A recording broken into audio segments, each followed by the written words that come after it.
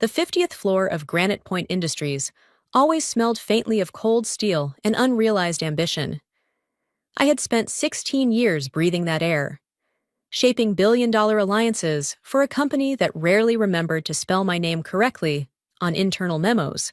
As director of cross-market integration, I didn't have a glamorous title, but in a firm obsessed with acquisitions, I was the hinge everything swung on.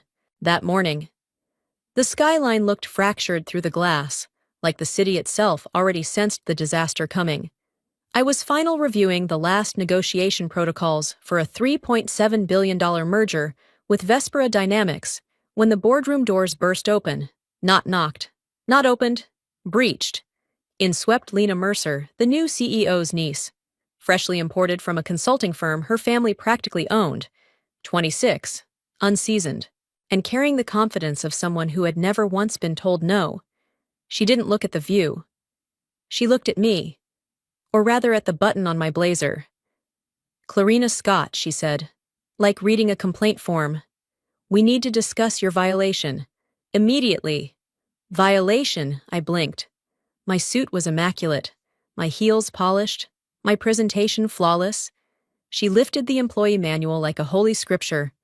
"Your black and gold buttons are non-standard. All senior liaisons must adhere to the monochrome dress requirements for client-facing operations." The analysts outside froze mid-keystroke. "Lena," I said calmly, "we finalize a multi-billion-dollar merger in 48 hours. This is not the time." "No," she snapped. "This is exactly the time. Standards matter. And if you can't follow the basics, how can we trust you with anything bigger?" The absurdity tasted metallic on my tongue. Then she said it. "You're terminated. Effective immediately. Pack your things. Security will escort you out." For a heartbeat. Everything went silent air. Lights, breath. But underneath the shock, a strange clarity surfaced. She had no idea what she'd just done. She didn't fire a replaceable employee. She fired the only person who understood the hidden conditions buried in the Vespera contract, the only person holding the merger together, and in 48 hours. Everyone would feel the impact. Security didn't rush me. They knew the late nights. The merger salvaged in hour 23. The quiet negotiations that kept 3 different lawsuits from detonating over the past decade. The guards looked uncomfortable, almost guilty, as Lena strutted behind us like she had just executed a flawless military op instead of a career-ending blunder. "I want her out in 5 minutes," she ordered. I didn't bother looking at her. 5 minutes I had undone hostile acquisitions in less time. My office sat at the end of the executive hallway, a wall of glass overlooking the bay. A desk buried under color-coded files, and 3 binders that together had more power than our entire legal department: the Vespera Merger Atlas, the Compliance Crosswalk, and the Legacy Liabilities Addendum, the latter entirely handwritten because Vespera executives didn't trust digital records for certain legacy clauses. Only 2 people knew how to interpret them. I was one of the 2. I opened my drawer and removed the leather-bound notebook, where 16 years of nuance lived handshake agreements, cultural alliances, quiet guarantees that executives never put in writing, the kind of information Lena didn't even know existed. I slipped it into my bag. "Ms. Scott," said Mark, the senior guard, "do you need more time?" I smiled faintly.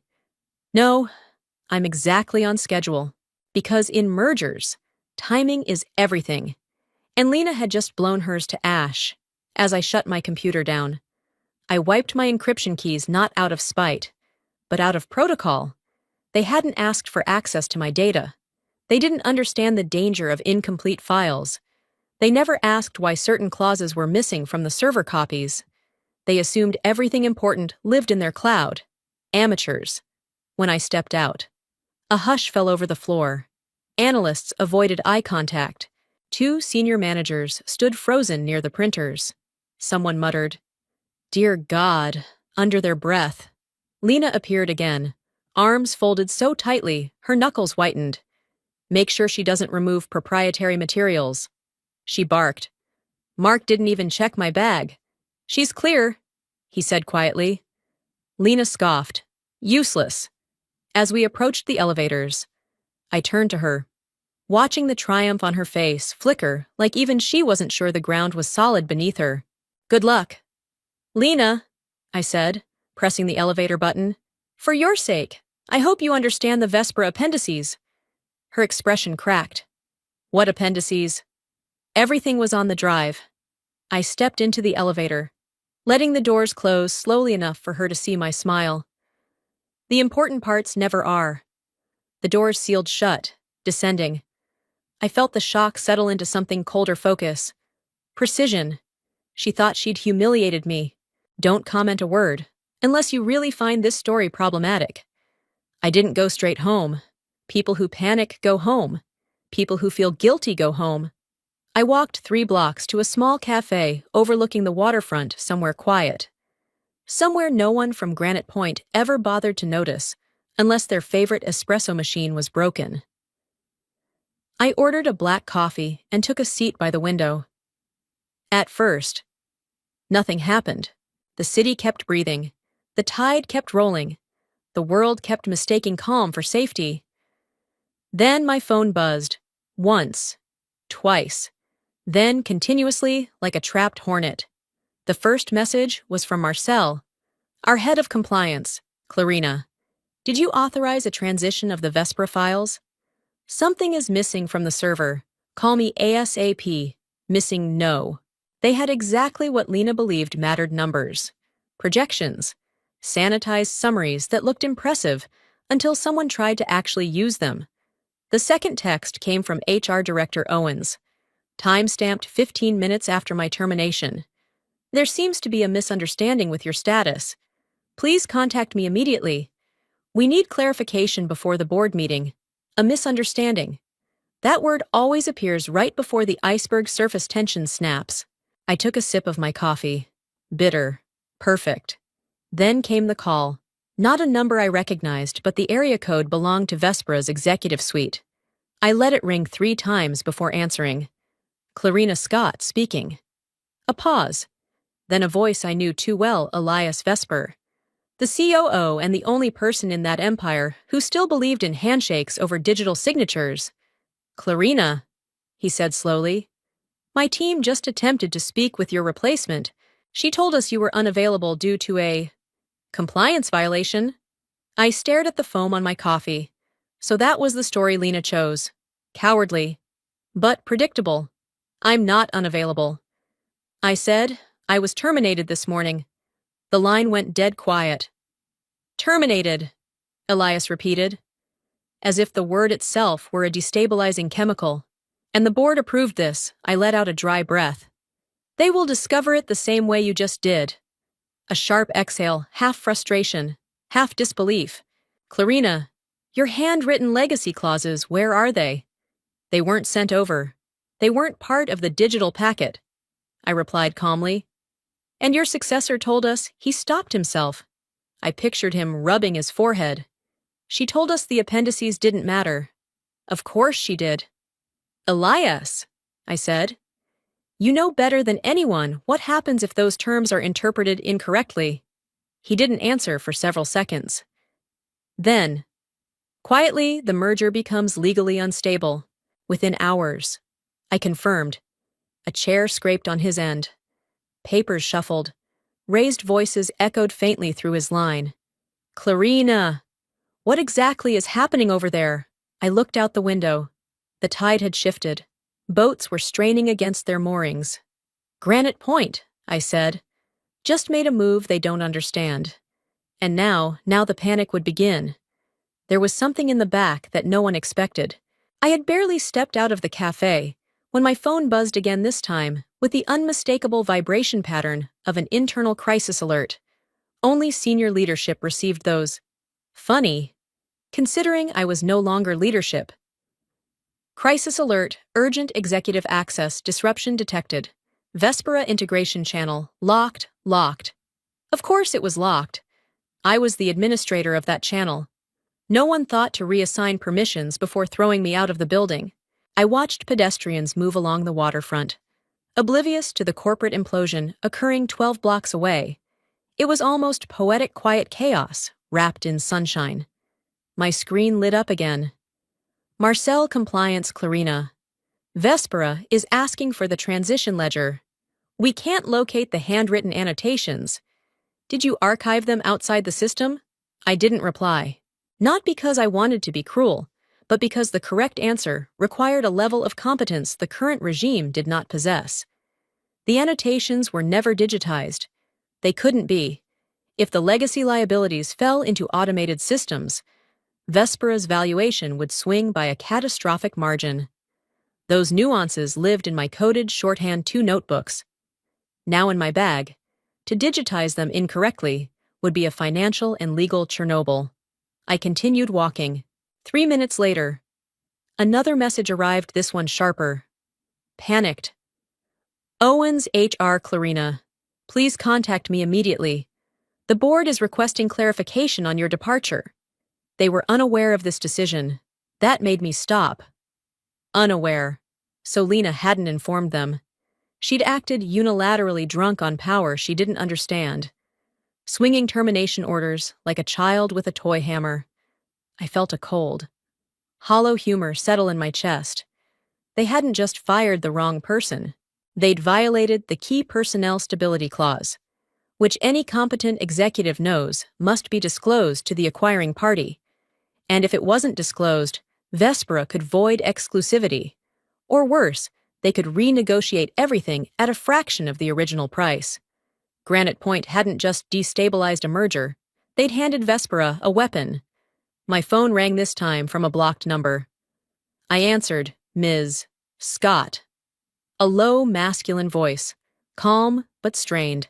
This is Arthur Colborne, chair of the Granite Point board. I said nothing. Let him fill the silence. We were just informed you were released. He chose the gentlest word possible, a coward's instinct. That is correct, I said. Another silence. Then, were you aware of the key personnel clause attached to the Vespera engagement? I nearly laughed but kept my tone flat. I wrote it. A sharp inhale. Papers were shuffled, whispers exchanged. Ms. Scott, he continued carefully, is it your understanding that your removal jeopardizes compliance with Sections 12C through 14F of the merger?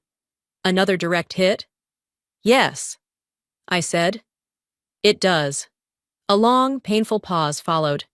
Then the chair spoke words no executive ever wants to utter. Ms. Scott, I believe we have made an error of catastrophic scale. I gazed out at the water, where the tide was slowly pulling back. Arthur, I said quietly, you have no idea how deep it goes. Colborne didn't hang up. Men like him don't end phone calls, they linger, waiting for someone else to offer the lifeline. Clarina, he said slowly, we need you to return to the office immediately. The board requires your assistance in stabilizing the Vespera engagement. Return, I repeated. The word tasted wrong, like spoiled wine. Yes, he continued, voice tightening. We're prepared to authorize full reinstatement, back pay, correction of status. Whatever is necessary. There it was, panic wrapped in polished vocabulary. I'm afraid, I said calmly. That's not possible. He exhaled sharply, as though the wind had been knocked from him. Why not? Because my termination was processed for cause. I reminded him. Your HR systems already logged it. My access credentials are revoked, my clearances canceled. To reinstate me would require a full compliance audit. Silence. He knew exactly what that meant: hours of paperwork, chain of command approvals, and internal disclosures. Hours Granite Point did not have. Finally, he spoke again. Then advise us. Unofficially. No, I said. He bristled. Clarina, this is a multi-billion-dollar operation. I know, I replied. I was the one keeping it upright. A muffled curse came through the line. Probably someone in the boardroom who finally understood the magnitude of Lena's blunder. Ms. Scott, he tried again, voice softening. The Vespera COO has refused to proceed without your written appendices. He claims the valuation cannot be authenticated. That's accurate. And he insists the integration pace will collapse without your asset mapping. That's also accurate. And he... Colborne hesitated. Say it. I encouraged. He said, and I quote, without Clarina, the liabilities become radioactive. A small, cold smile touched my lips. He wasn't wrong. Look, Colborne continued, lowering his voice. Granite Point is trying to avoid a breach of contract filing. We need your guidance. We are willing to compensate you fairly. I walked toward the harbor railing, watching the waves hit the concrete pylons, each one a quiet echo of the panic erupting downtown. You don't need my guidance, I said. You need consequences. Clarina, I cut him off. You didn't just fire me. You broke the trust that supported the entire merger.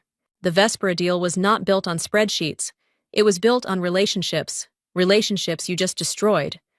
There were whispers again. Someone in the background muttered, We're dead. Colborne cleared his throat. What will it take for you to help us? There it was the question the powerful only ask at the edge of collapse. I let the silence stretch, long enough for every executive in earshot to feel it. Arthur, I said slowly, you fired the interpreter and then set fire to the dictionary. Now you're shocked no one can read. His breath trembled on the line. But I'll tell you this, I added. You have about 6 hours before Vespera formally suspends the merger. What can we do? He asked. I finally turned from the water, my reflection a faint shadow on the glass. That, I said, depends on whether you want repair or reckoning. Colborne didn't answer immediately.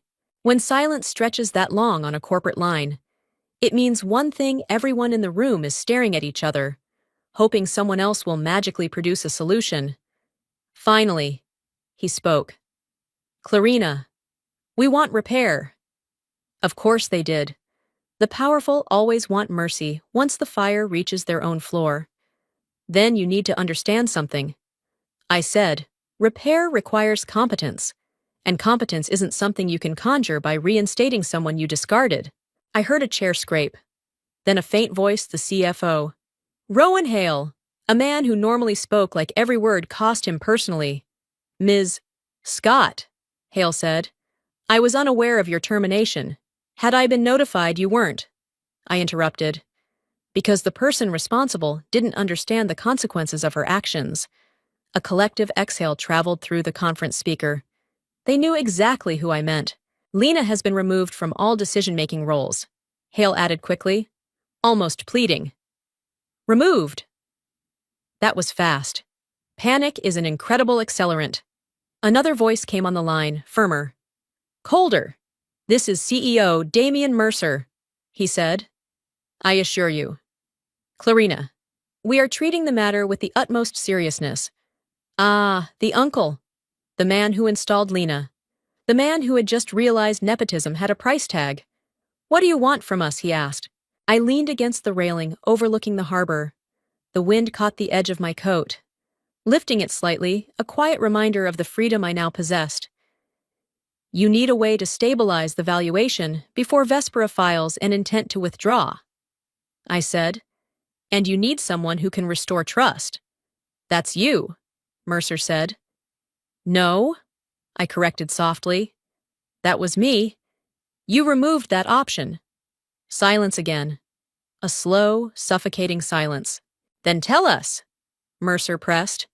What is the fastest path to recovery? I considered that question carefully. Not because I wanted to help them, but because I wanted them to understand what they had truly broken. First, I said, you must disclose my termination to Vespera immediately. Legally, you don't have a choice. That will destabilize the merger. Hale objected. It already is destabilized. I replied, you can't hide a structural collapse by closing the blinds. A quiet groan moved across the boardroom. Second, I continued, you need to find someone who can interpret the handwritten appendices and recalibrate your integration map. And who is that? Mercer asked. I let a slow breath fill the space. No one in your building. The weight of those 6 words hit like falling steel. Colborne swore under his breath. So you're saying, Hale murmured, the only interpreter of the liabilities is gone. Correct. Mercer exhaled sharply, voice tightening. Clarina, will you consider contracting with us? I smiled faintly, not that anyone could see it, but they could hear it in the pause. You're asking the person you fired, I said, to rescue the deal you destroyed. Yes, Mercer admitted. We are. A flock of gulls passed overhead, their shadows slicing across the water like drifting shards. I'll consider it, I said at last. Relief swept through the line, but on my terms. I added. The relief died instantly. The line went utterly still. Executives are not accustomed to hearing the phrase on my terms. They're used to negotiating from towers built on longevity, legacy, and shareholder capital. But in that moment, they knew none of those things could translate the handwritten map they'd just destroyed. Clarina, CEO Mercer said carefully, what exactly are your terms? I didn't answer immediately.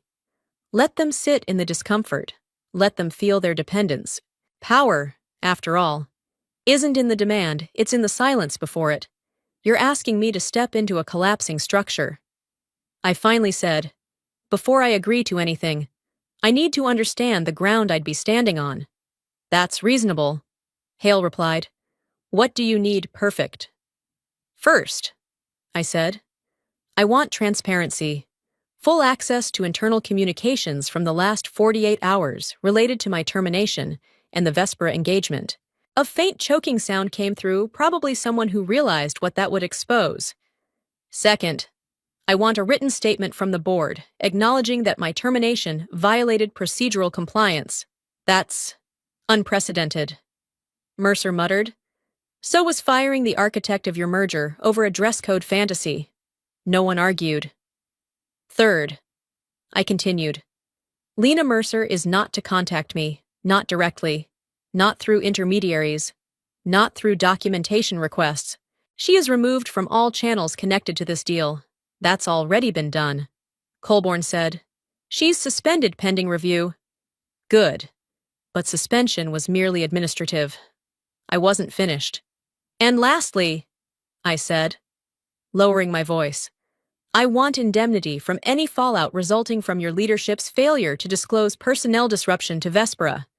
The line collectively inhaled. You're asking for immunity, Hale said. No, I corrected. I'm asking not to be blamed for a fire I didn't start. A beat passed. Then Mercer exhaled slowly. If we agree to these terms, will you help us salvage the merger? I considered the question not for theatrics, but because I genuinely needed to measure one thing. Were they seeking repair? Or an escape route before I decide? I said, I need information. What information? Mercer asked. When did Vespera last contact you directly, and what was their tone? Hale shuffled papers. They called twice.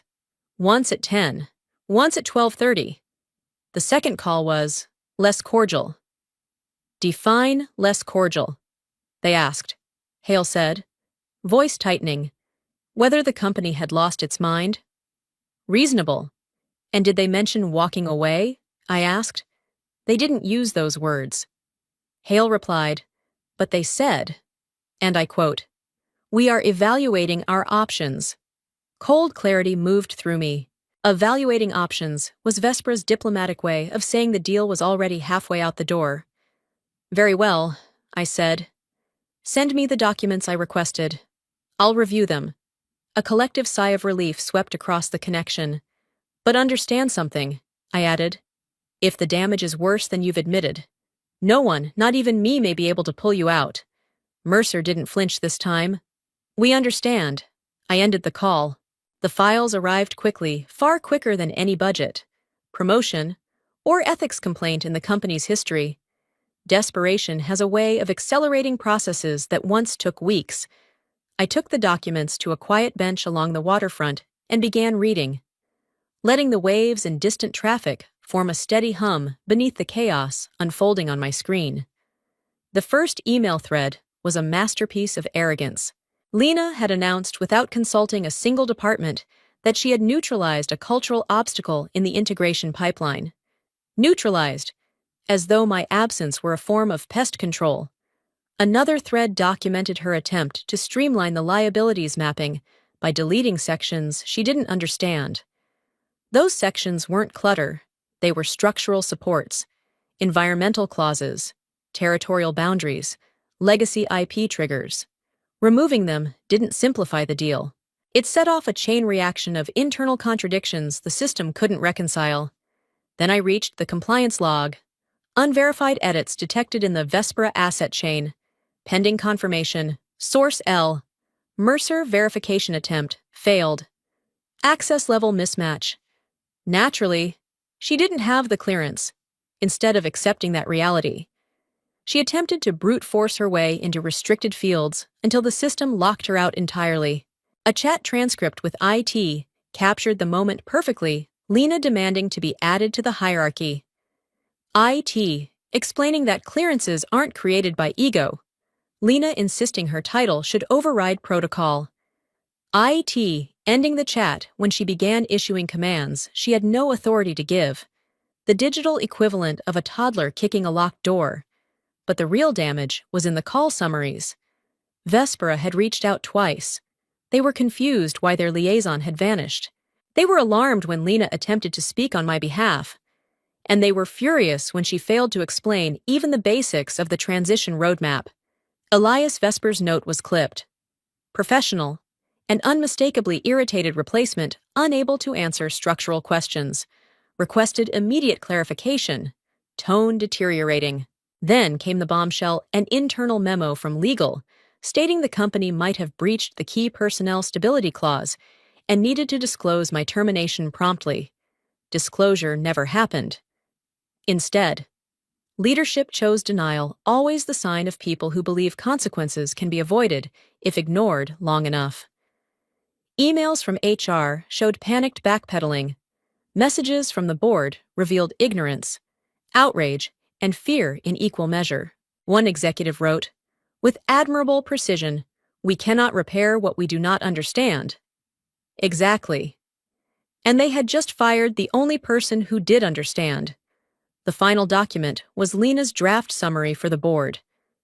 The opening line read, "The situation is under control." I closed the file slowly, letting the absurdity wash over me. Nothing was under control, not the merger.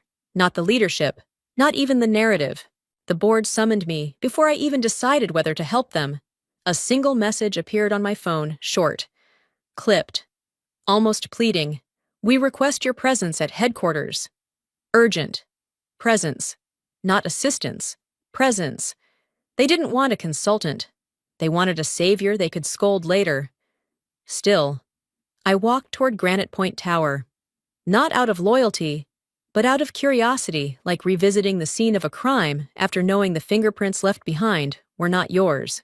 The lobby was a storm disguised as marble and glass. Executives paced, security whispered, analysts typed with the frantic desperation of interns on their last day. Eyes flicked toward me as I entered shock, guilt, hope, fear, all mixing into a silence so brittle it might shatter if someone exhaled too loudly. Hale? The CFO rushed toward me first. "Clarina, thank God." He muttered, "We're in a full meltdown." Meltdown was an understatement. The company looked like a skyscraper whose foundations had just been declared unsafe. "What does Vespera know so far?" I asked. Hale grimaced. "Enough. They've halted all data exchange. They said they won't proceed until their trusted liaison is present. Trusted liaison, even now." They were clearer than the people who had fired me. We entered the elevator together, on the ascent. I noticed Hale's hand trembling slightly. Numbers lit up overhead. But all I could think was how unpredictable elevation becomes when the structural beams below you have been compromised. The doors opened on the executive floor. It felt colder not physically, but atmospherically. A room stripped of certainty. The entire board sat waiting. Colborne stood when I entered, his expression a painful mix of regret and necessity. "Ms. Scott," he said, gesturing to the head of the table. Please take a seat. I didn't move. You dismissed me from this position yesterday. I replied. It would be odd to sit where I'm no longer permitted. A few members winced. The CEO, Mercer, cleared his throat. Clarina, let's put pride aside. We need you. That word again. Need. What exactly do you expect me to do? I asked. Mercer clasped his hands together. Vespera is threatening to suspend negotiations indefinitely. We need you to speak with them, reassure them, restore the framework, rebuild the liabilities mapping. I waited. That last part mattered. And you want me to fix the internal compliance breaches? I added. Yes, Mercer admitted. You're the only person who can. There it was, the truth spoken aloud. Finally freed from ego's grasp. The moment you fired me, I said coldly.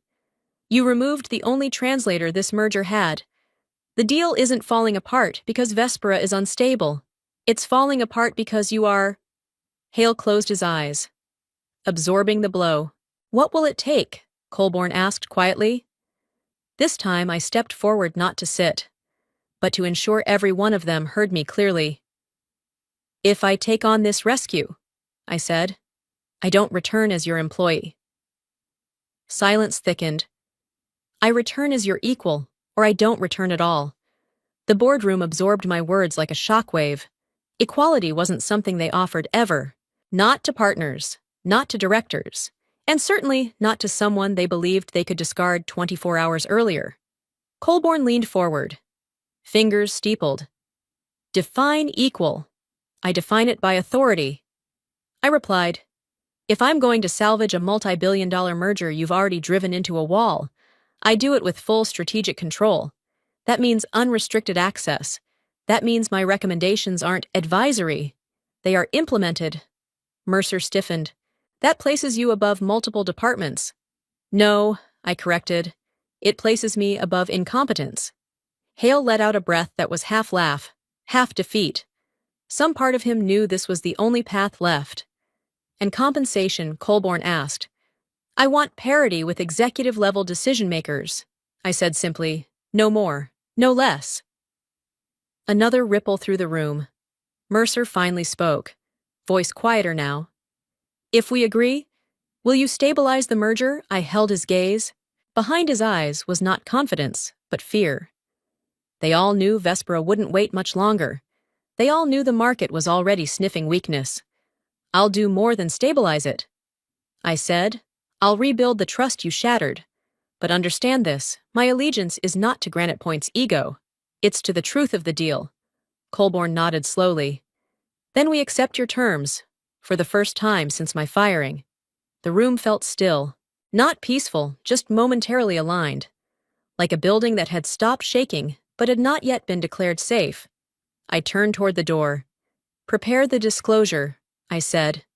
I'll speak with Vespera once it's filed. As I stepped into the hallway, Hale called after me. Clarina, can we come back from this? I didn't turn. That depends, I said softly. On whether you've learned what happens when you underestimate the person holding the foundation together. And then I walked away, not returning to my old role, but stepping into one I had outgrown long ago. I realized the real lesson wasn't the merger, it was remembering my worth when others tried to erase it. Sometimes losing a position means gaining your power back. If you were in my place, would you have chosen a different ending, and where are you listening from today? Share your thoughts below. Don't forget to like, comment, and subscribe if this story spoke to you. Thank you for being here. See you in the next story.